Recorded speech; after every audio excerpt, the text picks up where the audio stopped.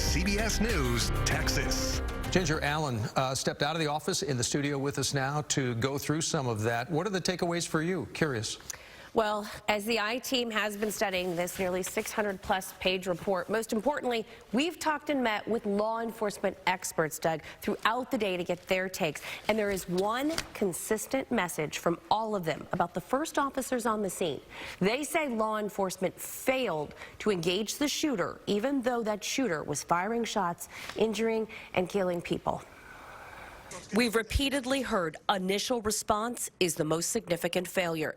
Dr. Alex Del Carmen, a criminologist and associate dean at Tarleton State University, says this is what officers swear an oath they will do, and it's what they're trained to do.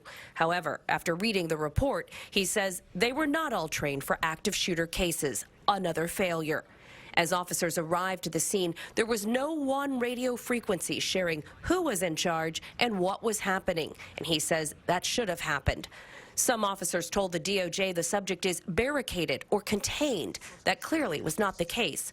Del Carmen says that is part of the communication failure, and lack of communication has direct ties to what he told me is the #1 problem he sees highlighted in this report.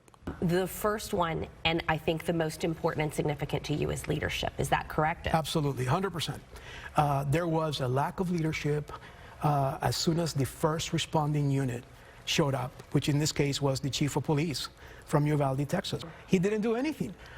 He shows up and essentially begins to call for backup, looking for keys to open up a classroom, trying to assess what happened, and then at some point not taking responsibility for being the incident commander. What is the policy for who's in charge in this situation? The responding unit, the first unit, is the one that assesses the situation and may respond to, say, an active shooting scenario. In this case, you have a chief of police. You have the top commander of the law enforcement entity, and he's the one that has primary jurisdiction over that school. And he keeps that even when federal law enforcement shows up? Absolutely.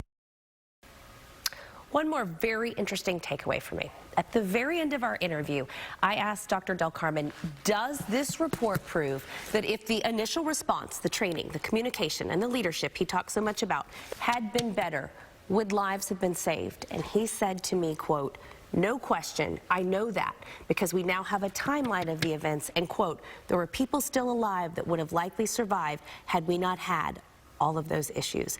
And you know, we heard the Attorney General say just that today as well.